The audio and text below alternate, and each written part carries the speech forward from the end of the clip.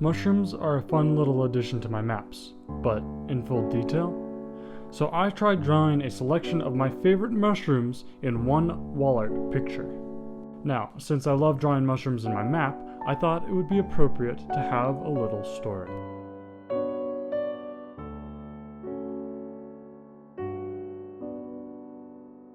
Araceli is the land far south of Kalsoros and Hruther. In the south of Araceli there sits a forest of mushrooms, spanning acres upon acres, their caps reaching high above the lush green hills on which they grow. But how did they get there? The legend begins far before the awakening of men. Queer creatures, great and small, inhabited the lands once known as Beromni. Tall elves and even taller giants tread under the open skies, and small gnomes and flying mice weaved through the massive forests. That world oh so long ago was filled with monstrous forests, and it was not rare to stumble upon one. The gnomes, though, ruled the south of Beromni. Their home forest stretched far west of the Griffin's Perch, all the way to the eastern ocean, and as far north as Wormnest. Politics was at its height in their gnomish citadel in the middle of their forest realm, and factions vied for power. But two main powers arose amidst the gnomish: the Aifiri and the Oblissi. Quarrels broke out among the two factions and their allies, bickering at council meetings and excommunication of people once thought friends and family. A rift was dividing the nation. The forest creatures began to worry, and those outside the borders of the forest became anxious. Then all war finally broke out. It was a warm summer day when the Oblissi marched on the Aifiri home city of Gibeah.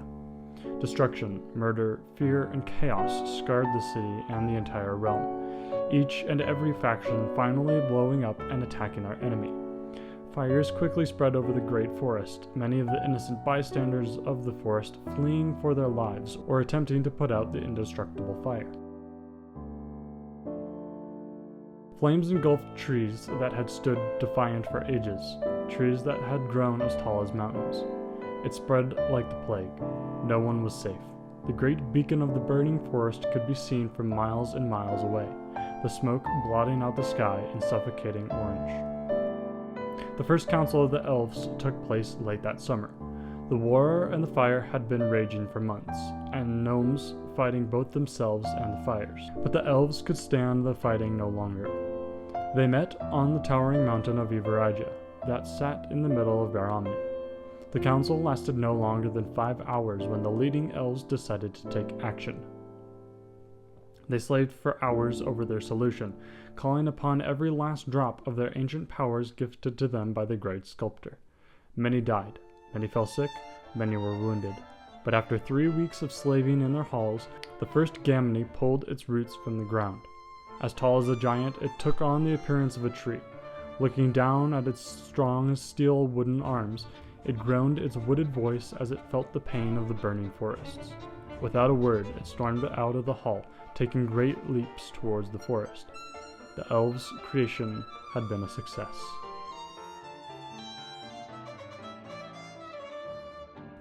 The elves created more, releasing them into the wild, and the Gamni worked tirelessly to save the remaining forest. The fire was eventually put out, but the flames of war still raged in the ashen battle plain of the gnomes. No peace had yet been reached, and their stubbornness did not allow for help from anyone.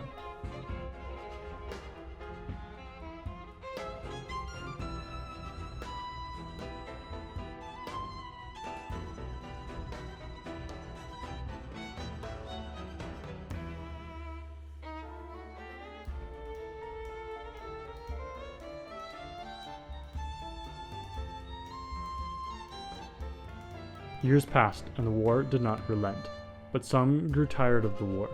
Under the leadership of Obi, a gnome who had once been an alchemist and was turned soldier in the war, peace-seeking gnomes traveled north to Ivarija to seek the guidance of the wise elves.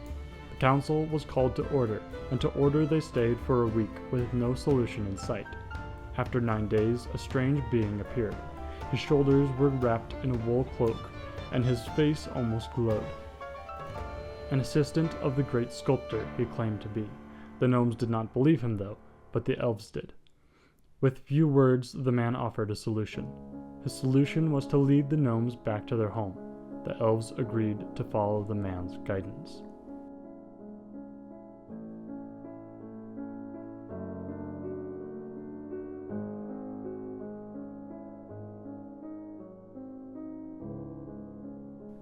Bewildered and slightly betrayed, the gnomes slowly made their way back to their war-stricken home.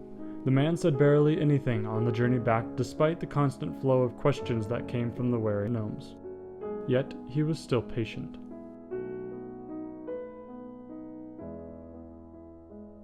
Soon the travelers arrived at the war-stricken plain, and the man stopped.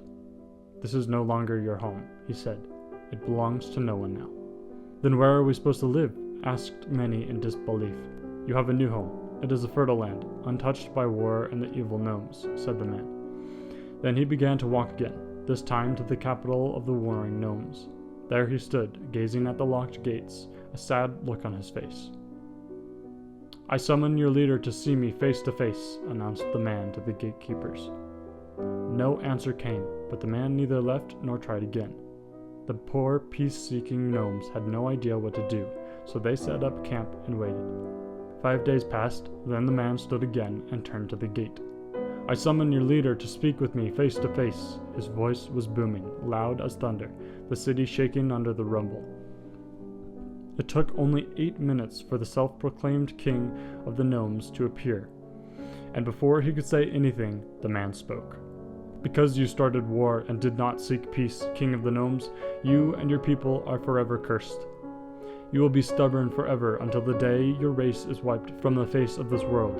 Your people will never seek the help of others.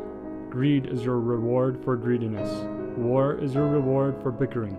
Pride is your reward for pridefulness. Life under the mountain is your reward for defiling the green you were given. Be gone from this plain forevermore. No longer you deserve to be called gnomes. Hide under your mountains. Flee, you nameless people." The gnomes in the camp surrounding the man looked on in horror. Then he turned to them with a mix of sadness and kindness in his eyes. "Come, follow me," he said. "You are the last remaining gnomes. Since you sought peace, peace is your reward. Since you asked for a home will be given. Come."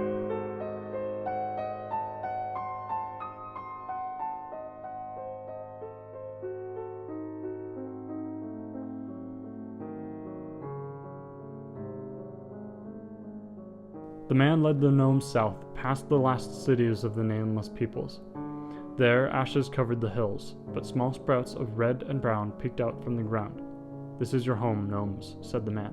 "Take care of it. Stay peaceful." By the next day, the man was gone.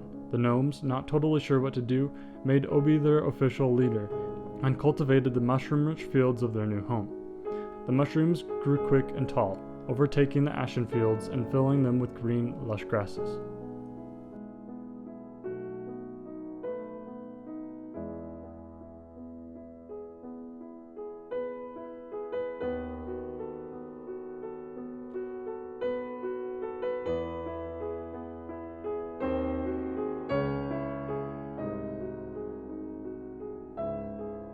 To this day, the last remaining gnomes live humbly in their town of Catbury at the edge of their mushroom forest.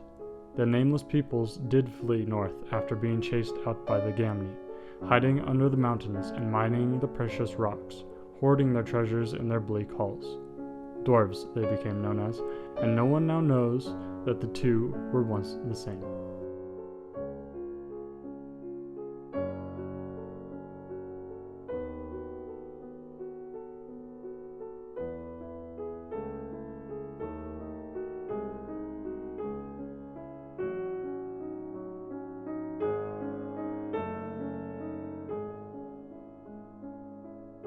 I love how these turned out, especially the Amanita. If you want this picture, it's the first link in the description. I hope you enjoyed the video, and I'll see you all next time. Peace.